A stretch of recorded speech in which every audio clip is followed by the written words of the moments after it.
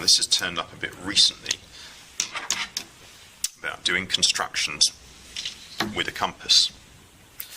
There are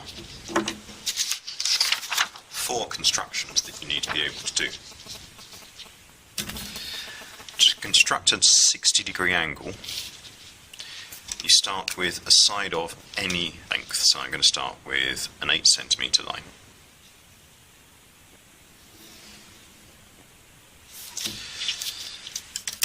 Then you open your compass at 8 centimetres, at the same length as your baseline is, and you make an arc. You move the compass point to the other end, and you make another arc, still all at the same length. Now, because anywhere on this arc is 8 centimetres from there, anywhere on this arc is 8 centimetres from there, if I join up where they cross, then that line must be 8 centimetres, and this line must be 8 centimetres. So what I've done is constructed an equilateral triangle. And we know from earlier on in these notes that equilateral triangles have 60-degree angles. So I've constructed a 60-degree angle. If I want to construct a right angle, or also this is sometimes called the perpendicular, which means at right angles, bisector, which means divide in half.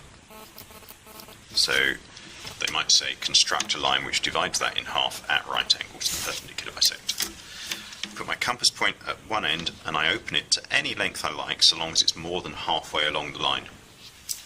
And I make an arc. And now I do the same from the other end without changing the compass. And I make another arc.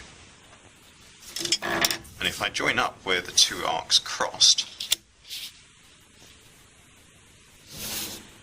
that line will cross my original line at 90 degrees and it will divide it exactly in 2.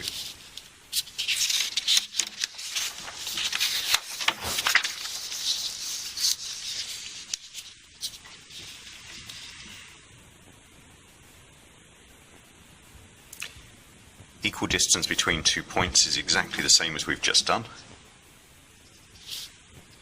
So if I had 1 point here and 1 point here, I would create an arc which is about 3/4 of the length between them. Oops, the compass is getting a bit wobbly.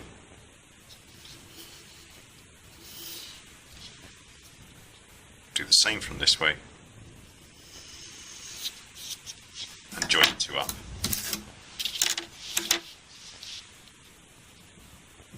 And it makes a path which is exactly the same distance. So anywhere on this path is the same distance from that point as from that point.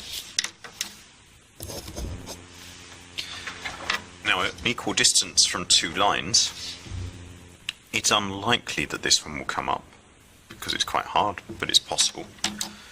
So what you do is you put your compass on the corner of the 2 lines and open it to any length you like and make an arc.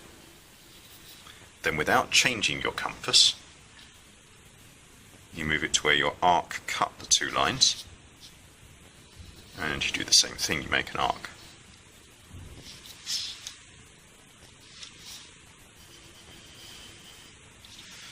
Now what we've actually done here now is created a rhombus, a squashed square, because that length from there to there, that arc, must be the same as the length from there to there, because we didn't change the setting of the compass. And it must be the same as the length from there to there, for the same reason. So we've created a rhombus here, which sits in the middle of our original angle, and if we join across the rhombus, we'll divide this angle exactly in half.